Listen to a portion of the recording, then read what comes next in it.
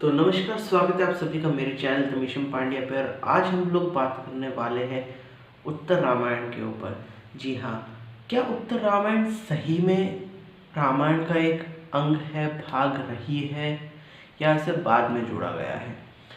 तो इस मामले में यदि बात करें तो देखिए, उत्तर रामायण में सबसे पहले कुछ ऐसे प्रसंग हैं। यदि हम जब मूल रामायण पढ़े और उत्तर रामायण दोनों को हम कंपेयर करेंगे तो हमें ऐसा मालूम चलेगा कि उत्तर रामायण में कुछ प्रसंग जो डाले गए हैं वो बनावटी है, बनाए गए हैं, जो कि शायद बिलीव कर पाना बहुत मुश्किल है उन चीज़ों के ऊपर। इसके अलावा उत्तर रामायण लिखी इसीलिए गई क्यों? क्योंकि उत्तर रामायण लिखने का कारण ये था कि चूँकि भगवान श्री राम और माता सीता दोनों का इस पृथ्वी पर जन्म हुआ है, तो ऐसा मानते हैं हमारे सनातन धर्म में कि यदि किसी का जन्म हुआ है तो उसकी मृत्यु निश्चित रही होगी, उसकी मृत्यु भी हुई होगी। हाँ, हालांकि यदि वह चिरंजीवी है जो कलयुग भी देखने के बाद मरेंगे, जैसे सब चिरंजीवी है, तो बात अलग है। लेकिन चूंकि किसी भी व्यक्ति का यदि जन्म हुआ है तो उसकी मृत्यु निश्चित है, इस कारण से कुछ भाग जो उत्तर रामायण में लिखा है वह किसी हद तक सही हो सकता है, जैसे माता सीता का पृथ्वी में समाना। अब ऐसा क्यों? दरअसल माता सीता का जन्म पृथ्वी से ही हुआ था। जब जब राजा जनक धरती की खुदाई कर रहे थे हल से, तो हल के जो आगे वाला हिस्सा होता है उसे सीता कहते हैं।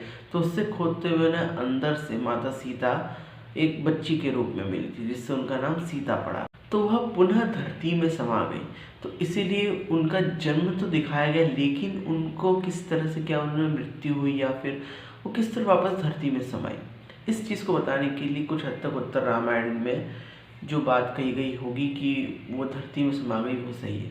इसके अलावा प्रभु श्री राम का जन्म हुआ तो उन्होंने समाधि ली, उन्होंने सरयू नदी के अंदर गए और अपने प्राण त्यागे, तो इसीलिए कुछ चीज़ें ये सही रहेगी। लेकिन जो दूसरी चीज़ें हैं जो मूल रामायण में श्री राम के चित्र का वर्णन करती है, उससे विपरीत बताई गई है, वह निश्चित रूप से गलत है। बाद के कवियों ने या फिर लोगों ने अपने अपने सिचुएशन के हिसाब से, जिस माहौल में वो रहे, जिस माहौल में पले बड़े, जो उनने अपने गांव, अपने शहर में आसपास का जो भी माहौल देखा, उस हिसाब से ढल करके उसने कहानी का एक रूप लिया है।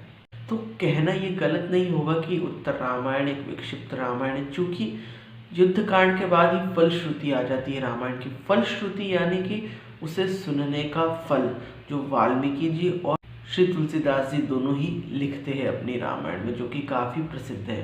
इसके अलावा कई रामायणें हुई, जैसे कि साउथ में जाए हम, दक्षिण में जाए तो तमिल में कंब रामायण, और कर्नाटक में, कन्नड़ में पंप रामायण हो गई, बंगाल साइड जाए तो कृतिभास ओझा की रामायण हो गई, और उर्दू में चाकबश्त की हो गई, और ऐसे ही कई सारी रामायण हो गई।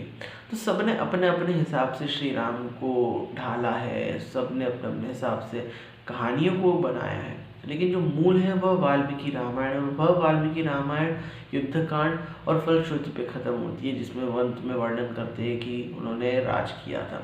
हाँ, हालांकि यदि हम इस बात की ओर जाए कि कैसे उनकी मृत्यु हुई या फिर कैसे उन्होंने अपने प्राण त्यागे, तो उस हद तक कुछ अंत भाग शायद तक सही हो सकता है, लेकिन जो उसके बीच में वर्णित है कि चाहे माता सीता का परित्याग हो या फिर दूसरे जो भी प्रकरण उसमें जोड़े गए हो, जिससे श्री राम की छवि गिराने का प्रयास किया गया हो, वह निश्चित रूप से गलत है। क्योंकि जो व्यक्ति माता शबरी के झूठे बेर खा सकता है, माता शबरी कौन थी? भिलनी थी, एक भिलनी थी जिन्हें सब जो मतंग ऋषि के आश्रम में रहती थी, जिन्हें दूसरे ऋषि बिल्कुल भी पसंद नहीं करते थे, जिनसे दूर रहते थे, और उनके बेर स्वयं प्रभु श्री राम ने झूठे बेर खाए थे।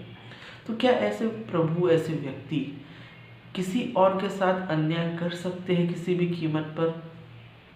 सुनने से तो लगता है बिल्कुल भी नहीं, और ऐसा कर भी नहीं सकते। तो इसीलिए ऐसा कहना उचित होगा कि उत्तर रामायण जो है पूर्ण रूप से तो नहीं, लेकिन हाँ 80 to 90% उसके अंदर जो भी चीज़ें रही होगी वो शायद तक जोड़ी गई होगी, मनगढ़ंत रही होगी। एंड चूँकि उसमें एक एग्जाम्पल हमें उत्तर रामायण में अंतिम ये भी मिलता है कि जब अंगूठी गिराते हैं प्रभु श्री राम, तो वह ये दर्शाना चाहते हैं कि मैं शाश्वत यहाँ पर एक व्यक्ति के रूप में नहीं रहूँगा, एक पहचान के रूप में रहूँगा, एक लोगों के दिलों में रहूँगा मैं। तो उस हिसाब से कहीं न कहीं जो आखिरी के 1-2 इंस्टेंसेस आते हैं वो शायद तक सही हो सकते हैं, लेकिन बहुत सी चीज़ें जो बीच में जोड़ी गई है वह मूल से कहीं न कहीं भिन्न है, अलग है। तो इसी के साथ मैं आप सबसे विदा लेना चाहूँगा, और यदि आप अभी तक इस चैनल पे बैठे रहे, आपने इस वीडियो को पूरा देखा है, तो इस चैनल को लाइक, शेयर और सब्सक्राइब कर दीजिए ऐसे और कहानी ऐसे और तमाम चीज़ों को जानने के लिए। और मैं आपसे मिलता हूँ ऐसे किसी अगली वीडियो में। तब तक के लिए अपना ध्यान रखिए, अपने परिवार का ध्यान रखिए, अपने समस्त आसपास के लोगों का ध्यान रखिए, और आप सभी को नमस्कार। जय श्री राम।